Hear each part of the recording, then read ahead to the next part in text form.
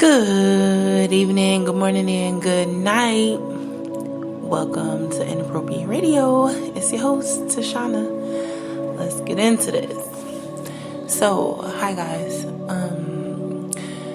We're gonna not talk about the periodic table tonight because I just wanted to make sure we had this conversation before we moved forward, okay? First of all, we have a bunch of different transits going on right now. So if you don't know what that means, or if this is your first time, please understand that on Inappropriate Radio, we discuss science, religion, spirituality, psychology, astrology, as well as astronomy, and also social events, okay? We try to stay away from the politics. It's not really healthy, okay? But if you are aware of the transitions that are going on in our galaxy, then you know that we have a full moon in Sagittarius. Also, that means the sun is also in Sagittarius, and Mercury just went retrograde, okay? We talked about Mercury going retrograde and how it happens for 88 days every, I believe, 3 weeks, or every 88 days for 3 weeks, something like that. Don't quote me. I'm sorry, I can't think clearly because I'm thinking about something else. But in a nutshell, you have to be prepared for your mind, your thinking, your thought process to be heavily affected, okay? But it doesn't have to be in a bad way, okay?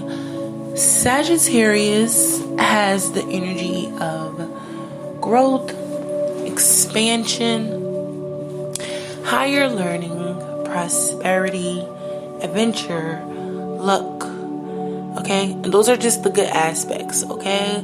Some of the negative ones are haste, being ungrateful.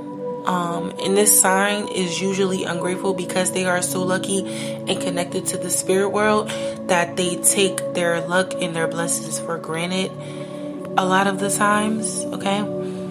Now, I don't really want to go into the qualities of the sign, but it is important to know them so you can actually understand what to focus on and what to manifest during this season, okay?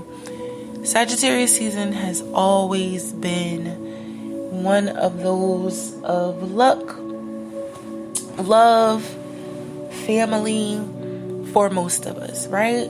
Some people who have a lot of trauma, they don't really do well this time of year. I know a lot of people who actually have had traumatic things happen to them during this time of year, and they actually hate it, okay? No matter how giving this season is, how much family is around, how much fun you're having, how much time you get to take off of work and school, a lot of people still go through a lot emotionally, okay? Now, pair that with Mercury going retrograde, okay? I like to always tell people that Mercury going retrograde isn't like a thing, right? It happens at least 4 times out of the year, and the only reason or instance where Mercury going retrograde can actually affect you is if you haven't at least began your healing, okay? If you haven't began your healing journey in the process, you won't even be able to know what's coming back, what's being conveyed during that time, okay? You'll miss it. Once you step into the energy of knowing, of being aware of what it is you need to work on, what's holding you back, what from the past you might need to let go or like balance out and fix, this is how Mercury going retrograde doesn't affect you, okay?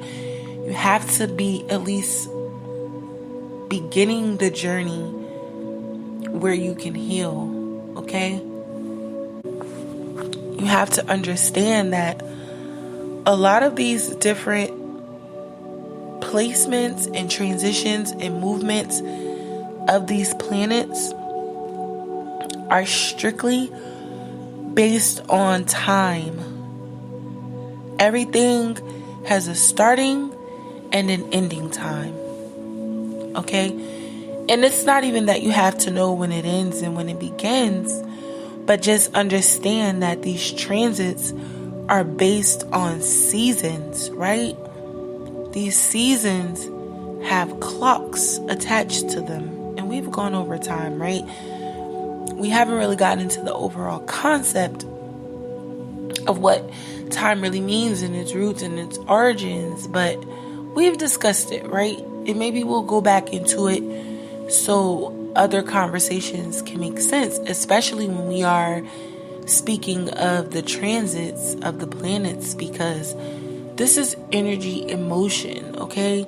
A lot of time you may not be affected, right, by things that are bothering you, by things that don't make sense, by things that you may be trying to implement into your life, whether it be into your physical life, into your emotional life, your spiritual life, your career, however you want to understand these things. The overall gist here is to have the understanding of the energy that is now being illuminated. It is what you can activate in your life.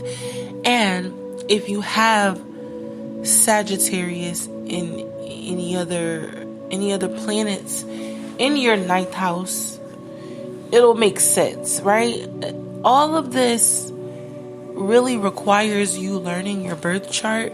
And we've talked about birth charts. When I get my camera, I will start doing videos, doing some screen sharing, so we could really go into how this works, because people have this misconception about the planets, and you have to understand that your sun sign is just a spectacle in all of your birth chart. It's just one little portion of your personality. You have so many different areas of yourself that are lying dormant that you haven't gotten to know because you don't even know that it exists. A lot of the times when we hear people talking about their birth charts, they're like sun, moon, Venus, and rising, right? And people don't even know what that means, right? There are different aspects of your personality as it pertains to your chart. So your sun sign, again, is just one spectacle. It's just one little portion of the things that make you you, okay? You have the option to get to know those things, right? And figure out how they contribute to your personality, how they contribute to your career choices, your choices in love, the things that you just attract overall in life, and how it also is responsible for the things that you are destined for. Of course, God, created these things, but whatever it is that you can have control over in your life, this is, what you want to be focusing on. So let's just try to get out of the habit of saying, Mercury is in retrograde, or this planet is in this sign or in this house. Actually educate yourself on the energy of the zodiac sign. And get this, we have different transitions within transitions, right? So we have 1 year cycles, right? Where the sun and the moon goes through all these different months every 30 days, right? The sun and the moon moves through these houses, if you will, every 30 days, right? But there's other systems that are going on outside of that. So it's not confusing, but if you are going to understand what it is that you're dealing with, you have to understand the energies that are connected to these signs, okay? I'm the last one, I'm no expert, but I'm a little educated. I've been educating myself. I'm not well versed, but I can read a chart, okay? I can read a chart and I can interpret it. But some people are well versed. Like if you give them the year, they know like what's in certain houses, like millennials, right? This particular time frame from like 84 to I believe 1995 or 82 or 81, something like that. From 80 something to 95, there's a particular placement in a particular house, right? I believe it is Scorpio and Pluto. I believe that it is Pluto placed in the 8th house. I believe. There's a few others, like I don't want to get into that because that's kind of taking away from the point. But it's not, but it is, because that'll just give you an idea of how this works, okay? It's not just, I was born on the 19th of, January, so I'm a Capricorn. Like, there are so many other factors that go into this, okay? So don't be like confined or just accepting the qualities of one sign. You more than likely have all of the elements, okay? It's possible to just have one or two. My chart, I don't think I have air in my chart at all. I don't think I have any air. I think I do, but I think it's just one sign, and it's like a really, really like off-putting degrees. It's like, one of those degrees that really doesn't really like affect too much, depending on the house that it's in. I'm not sure. I don't remember off the top of my head. But the point here is to familiarize yourself with your chart so you can understand the different energies and emotions and attitudes and personalities that you are more likely to have within yourself, have combat with, be highly compatible with. Like, this is not just like the things you need to watch out for and stay away from. These are also the things you need to move toward, right? And have a zeal and a zest and a passion for. We're all wired differently, but we're all wired, right? And at some points, those wires will connect to other wires, and it'll start different energies in,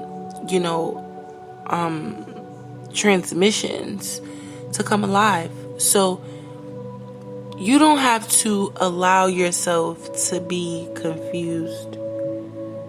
Just learn your chart, and you might see that Mercury going retrograde can actually help you. You might see that Sagittarius being in the position of the moon can actually help you. Okay? We need to stop, having this concept like, the sun is retrograde, so I'm doomed. All this bad stuff is going to start happening. Like, no. What if you're a sign that's actually friends with Mercury, and it going retrograde actually helps you, and it doesn't hinder or harm you? So just kind of like educate yourself, okay? I wanted to make sure we said that, because the elements that are on the periodic table are two associated with zodiac signs, times of the year, different zodiac houses, okay? Different planets, rather. So don't just say, I'm this sun sign, and then that's it. That's going to describe who I am. No. This is why some people are like, you don't act like a such and such, or you don't look like a such and such. Yeah, some zodiac signs actually have a physical appearance as well, all right? But I'm going to end it here. I do love y'all. Hope y'all are drinking your water, eating your fruit and vegetables, and sipping on your own tea, and staying sucker free. All right, love y'all. Peace.